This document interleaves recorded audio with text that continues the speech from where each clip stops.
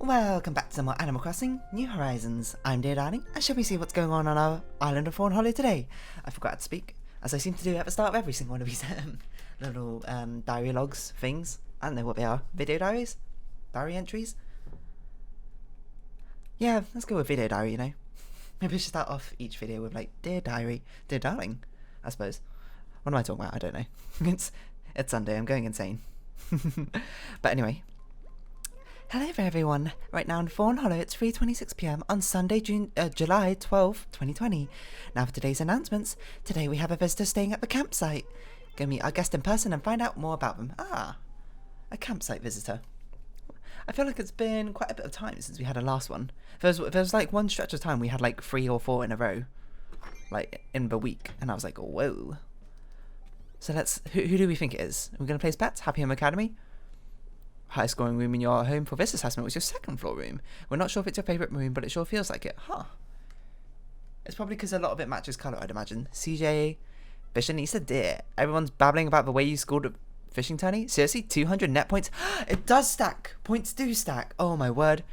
Seriously, you're like a rising tide. I say this trophy absolutely belongs on your shores. Congratulations. Easy breezy, huh? CJ. That is actually really good information to know, because I did not play the fishing tourney at all last night. I did play last night and I watered my flowers for once. So I think I got around like 160-ish last time. The first time, or maybe 180-ish maybe the first time through. So, okay, that's good to know. It is actually cumulative through all the month, for every single tourney. That is so good. Dear, giving a gift in person can feel so casual.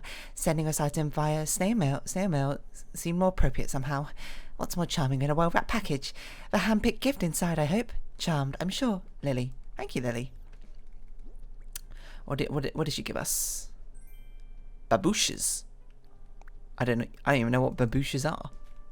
When we place them on the floor and we'll find out. Ah, they're like the Russian slippers, right? I think. Maybe I'm just thinking about it because of the word babushka. Doesn't that mean like grandma or something? I don't know. The only thing I can think of now is that Eurovision song with the old grandmas cooking cookies or something. I can't remember how old that is. What was I doing? I felt like there was something I wanted to grab from my storage, but I can't remember what, so oh well. Come on and dance. Come on and dance. I should probably not sing too much in case it gets like copyright striked or something. I don't think they would do that, but you never know. So you're here on Sunday now? Weird. Why weren't you here on Friday? Why didn't you turn up on Friday? Did they just change it so that he appears on Sunday and probably doesn't cannibalize a guest appearance? That makes sense. That's probably something they changed in the update, is my guess. That makes more sense because we only get Daisy May on Sunday mornings, who I haven't spoken to in ages. Whoa, you are cool. Who are you? Jacques. Hey, you're a local, right? My name's Jacques. Haha, that's how I laugh. I'll be here for a little while, laughing sometimes and fake crying other times. The life of a performer. Are you new? I've never seen you before, I don't think. Are you new to New Horizons? Hold on. New Horizons, Jacques. You sound like a smug villager. Smug bird villager. First appeared in New Leaf. Okay, that's probably why I don't know who you are. There's a lot of villagers in this game, but I feel like I have a pretty good grip on all of them. Or at least pretty good memory for remembering all of them. Actually, in general, I feel like I have a pretty good memory, to be honest. To be honest, it's gone worse. You know when it actually clicked to me that I feel like I have a pretty good memory? It was this one biology lesson we had in... Oh, what year were we in? Year 9? So that would have been... How was I in year 9? 14? Let me think. Year 7 is 11, 12, 12, 13, 14. Yes, I would have been 14. Oh, that's a good guess. And I can't even remember. It was actually a really cool biology lesson. Teachers, if you ever have these like interactive science lessons, they're definitely ones that stick in your memory, just like this one did for some reason. It was, I think I'm not sure what the overall topic was, but it was basically about like human reactions, like human memory, human like the fight and flight response. It was just like, I suppose, the human responses to stimuli or something. Like, I can't remember. I don't know why there was a memory part of it the more I think about it, but there was a load of different things we did in that lesson. Like one of them was Actually, maybe this was a different lesson the more I think about it. But if you don't know, there's not a lot of nerves in your back, or at least the nerves in your back are rather sparsely spread out, but not very dense, like they are on your fingertip, for example. Can we talk to you, Roscoe? Nice. So, if you, for example, get 2 pencils and then, like, hold them about, let's see, a couple of millimeters apart, and put them on your fingertip, you'll be able to definitely tell there's 2 like pencils pricking your finger. But if you did it on your back, even if they're like less than an inch apart or so, I can't remember if this is a lucky item or not. Oh, that's expensive. I'll pass. Actually, we might have already bought this now I think about it.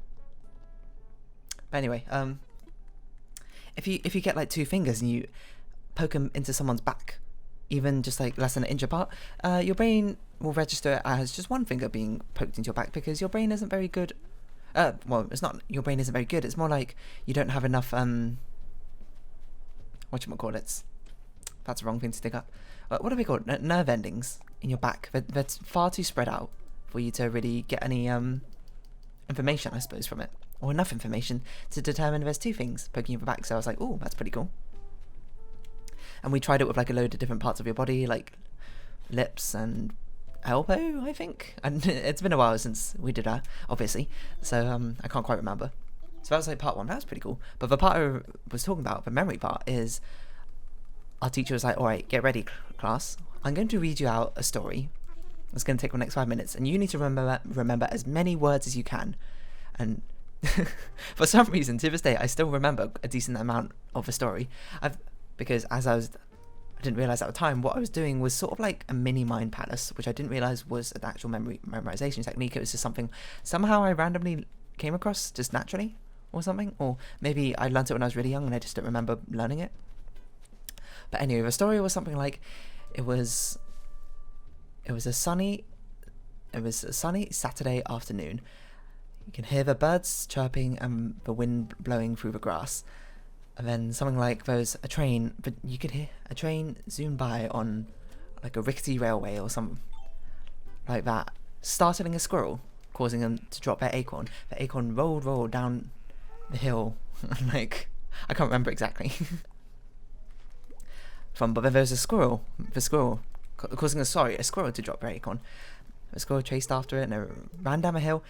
And it jumped and it leapt and it grabbed onto a branch hanging down from a bough of a tree and landed softly on the other side. I mean, I don't remember the ending to the story, to be honest. I think they ran back into their, like, the hole with the acorn and then ate it or something.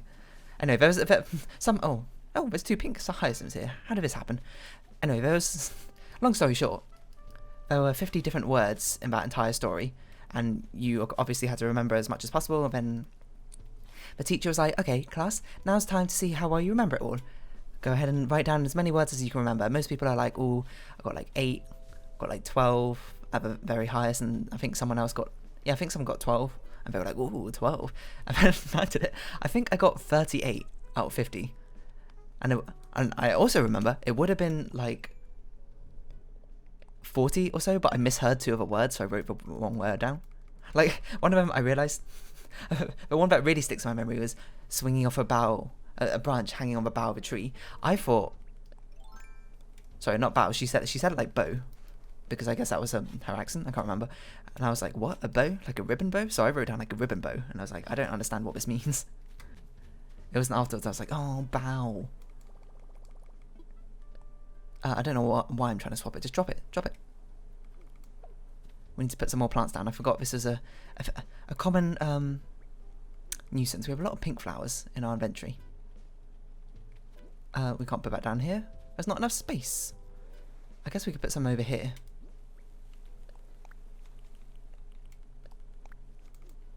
Because, I mean, like, where else are we going to put them, to be perfectly honest?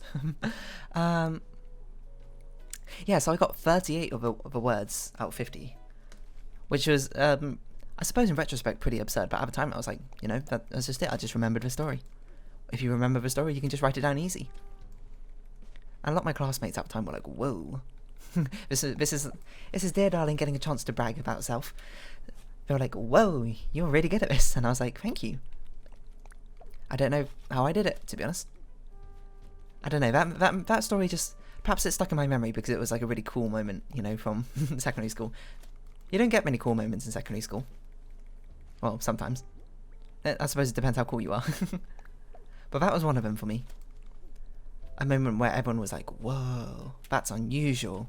But in a good way, not in a bad way. No, my shovel. I should have bought a shovel from Nooks. Oh well. I guess we'll just go run and sell some of these flowers we got in our inventory. I see Flo got bored of listening to KK Slider or something. Oh, we can pick this up now. Let's go buy a shovel. So yeah, the human memory is a very interesting thing. I think like on average, given like a sequence of numbers, isn't the world average is sort of something like human can remember 7 or 8 or something in a row. I don't know how much I can remember. I never tried to remember just a long sequence in a row. That could be an interesting thing to try and discover about yourself. How many numbers could you remember in a row? I'm gonna wager. Allow me to be confident. I'm gonna bet I could remember 12 in a row. Maybe. Actually, 12's kind of high now. I think about it. I don't really know. That's something to find out yourself. Actually, isn't that a thing? There's like a there actually is a colourful shovel. That's good. There's like a website. I can't remember what it's called. I remember seeing it once ages ago. I don't know how this randomly sprung back into my memory, but it was. We didn't have a weed. We're gonna have trouble with managing inventory somewhat soon. But it's like a human benchmark. I actually think that might have been the name of the site, where you can do a load of like tests to see how good you are at certain things, like reaction time, and I guess memory might be one of them. I can't really remember because I didn't actually do it. But that's an interesting thing. Human benchmarks, you know, see how well you stack up compared to the rest of humanity in certain very arbitrary what would you call it? Divisions? Divisions isn't really the right word. Categories. That's probably a better word. Traits. Traits sounds weird. Traits makes it sound like a video game or something. Or like a personality trait. That's not really what I meant. But you know what I mean. Maybe? I don't know. Do I even know what I mean? I don't know if I know what I mean anymore. Just certain statistics and see how well you stack up against humanity. That's actually a really cool idea for a website, to be honest. I'm not gonna lie. I'm interested. I want to know how well I stack up against humanity in certain things. I'd imagine I probably have a worse reaction time on average. Not compared to humanity, because, you know, I'm not going to compare myself to like a 6-year-old and be like I have a worse reaction time than a 6-year-old. I probably have a better reaction time, I hope, than a 6-year-old or something like that. But I think compared to people in my demographic, especially other people who play video games, I think I have a worse reaction time than you'd expect. I don't know why. It was just something my brain was like, nah, we don't need to, you know, work on that becoming any better. Just sort of, you know, vibe with what you got. And I'm like, all right then, I guess I'll just have my rubbish reaction time and hope it gets me somewhere. I forgot to water these roses. Someday we'll get this blue rose. Someday. Someday my prince will come. Oh, actually, the actual song's like way higher. So it's like, someday my prince will come. Something like that, right? I'm pretty sure I just dug up a pink rosa. Otherwise, it would be bad. I don't know. What other things could you even benchmark yourself on? I don't really know. So, of course, human reaction time. That's one of them. Oh, we're running out of inventory space again. Well, while we're up here, let's chat to Sylvana. Give her something. Give it to me. Give it to me. Reaction time. I mean, memory. I mean, there's always like IQ, but IQ is sort of like a wishy-washy statistic anyway. Spatial reasoning, I guess? Verbal reasoning? Those are just like things in the 11 plus or something. If you don't know what the 11 plus was, it's a test you need to take after you finish primary school, aka elementary school, in the UK, which will determine what if you want to go to like a grammar school in secondary. Or private school, I guess you might have to as well, if you want scholarships or something. I don't really know. I was pretty good at the 11 plus, I'm not gonna lie. But isn't the 11 plus, it's like one of those things that it's not actually based on how smart you are, it's just based on how much like studying you can get done or something. So that's incredibly poorly phrased. But I mean, like, more well-off families tend to perform much better because they can afford like tutors and stuff for their kids. I hate doing this. For their children, and thus they perform better. But I guess that's kind of like with everything. I don't know. This is much more of a conscientious topic, which I probably shouldn't go into. Let's go back to human memory. Yeah, do you know about mind palaces? Mind palaces are a pretty good thing. A while back I read I read half of a book about memorization. It was written by, I can't remember his name. Ironically, it was someone who was basically learning about the world of like competitive memorization, which is an actual thing. Like, I can't remember, like in the competition they have different rounds and such to test how well you can memorize certain things. Like one of them is memorizing decks of cards in order. Another one is memorizing numbers. I think another one is memorizing a poem, an unseen poem or something like that, which I actually think is interesting. It turns out there's a lot of different types of memorization out there, isn't there? I think one of them might be memorizing words as well. Not entirely sure. Hello, Audie. Sunny smiles. Yeah, and anyway, they basically go through the concept of a mind palace in that. And to be honest, when I was reading it, I was like, I'm pretty sure I already do this. Just subconsciously, but I just didn't put a name to it. But that book's actually very helpful. It actually helps you understand like what a mind palace is better. So even if I had a very basic concept of a mind palace, I suppose, in my mind, but that book helped a lot with refining it and making it better, making it more efficient, I suppose. Like, I don't know. Let's see if I can recall some tips to give you. I read it back in like year 8 or something, maybe. I can't remember, year 9. No, it must have been later than that.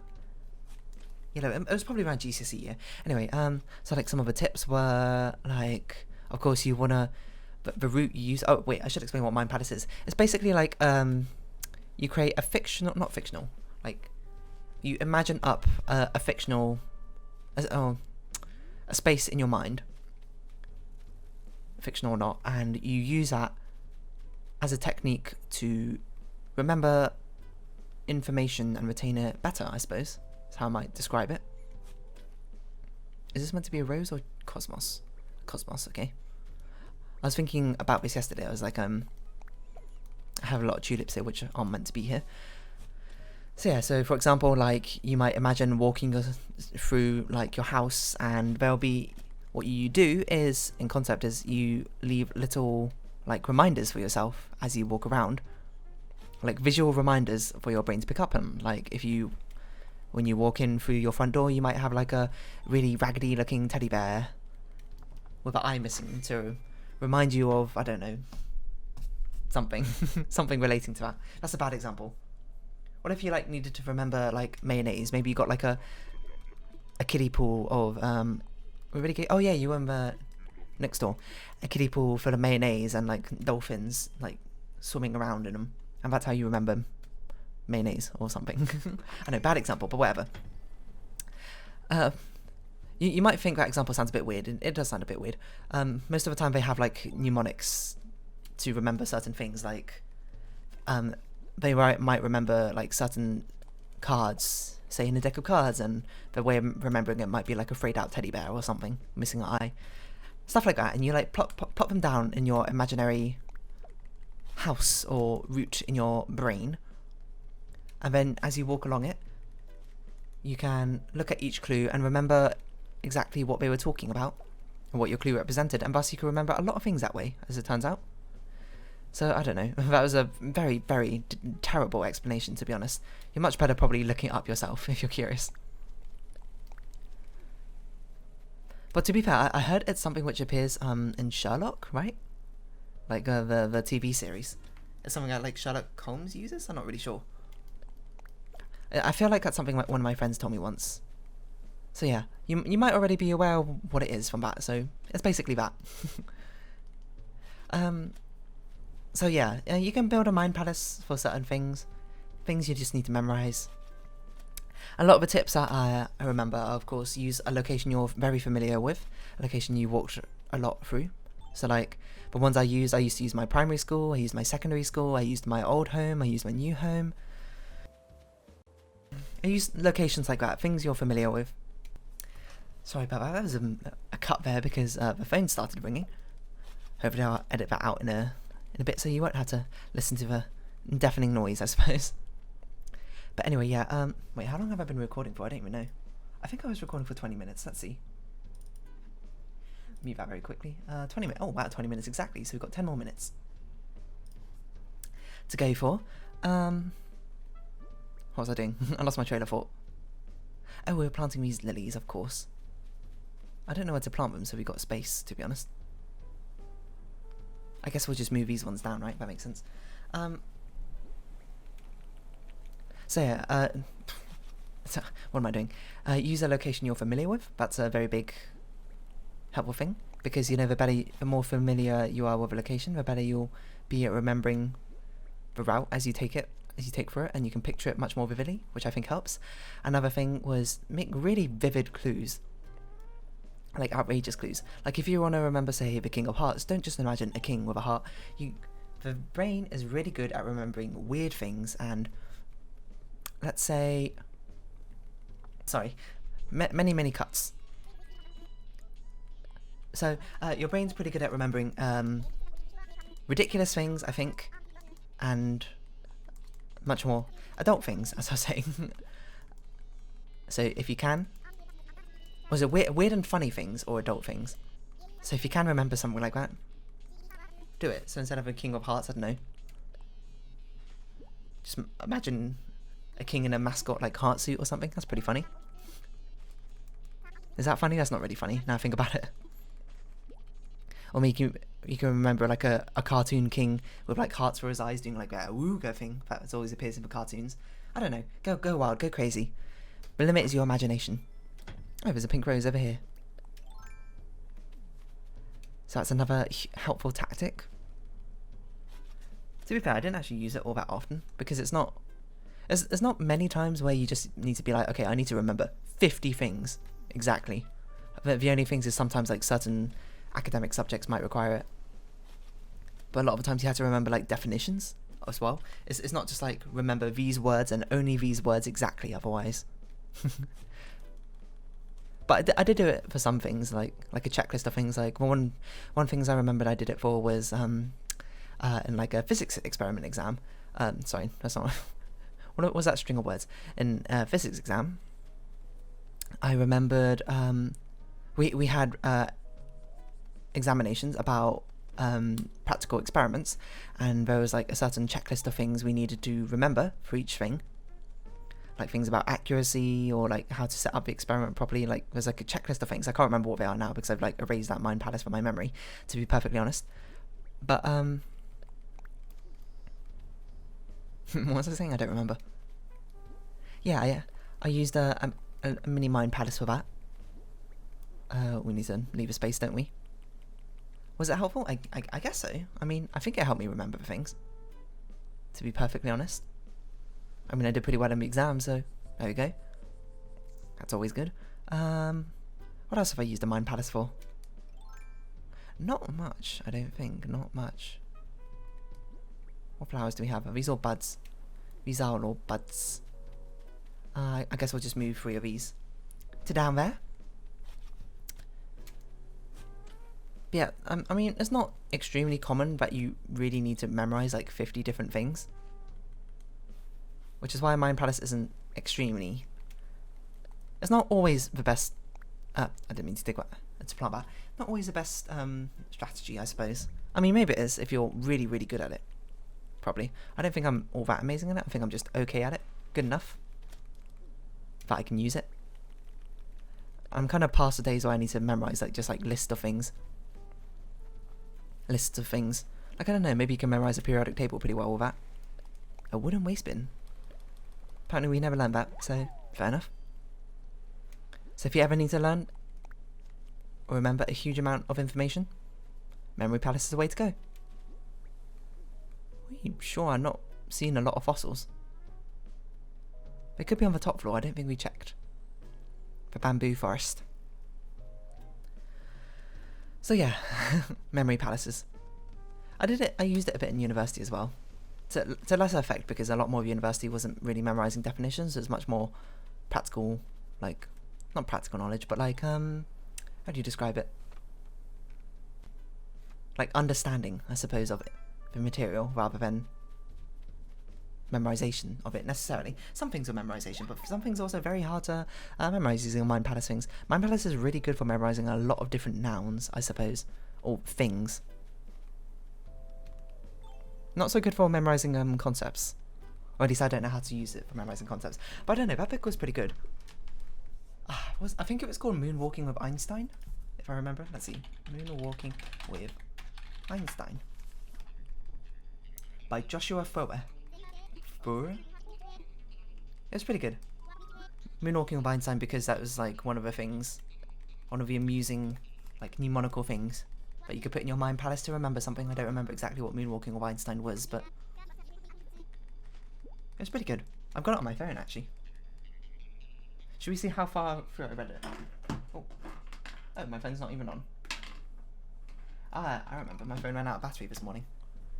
I woke up, like, the alarm sounded, and it's not turning on. Come on, phone. There you go.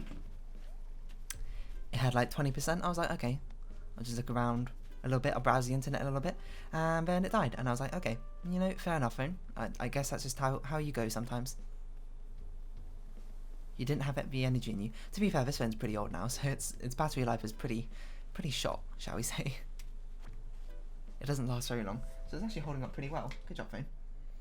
It's back up to full charge now, but it's a bit slow to switch on. If you're wondering what on earth that noise is, it's my phone charm. Hang off my phone, it's just scraping along the table. It's a phone charm I got from South Korea, actually. It's a Halloween Minnie Mouse. She's dressed up like I guess a witch. I don't really know. I've missed my alarm at 10 o'clock. That's because phone, you ran out of battery.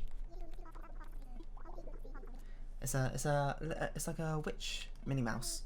She's like a red witch outfit, and she did have a black cat umbrella. Unfortunately, that her arm fell off, so I don't have it anymore. It's lost somewhere in London streets, to be honest, because I lost it in London. Very sad. But luckily, she's still here. I nearly lost this charm actually quite a few times because it kept falling off, like the phone charm part, but it's now been super glued to the connecting part, so she's very unlikely to be lost now. Hopefully. If she gets lost, she gets lost. You know, that's just how things go sometimes. Things come, things go. Things have an expiration date eventually. Wait, that's a lot more macabre than I meant.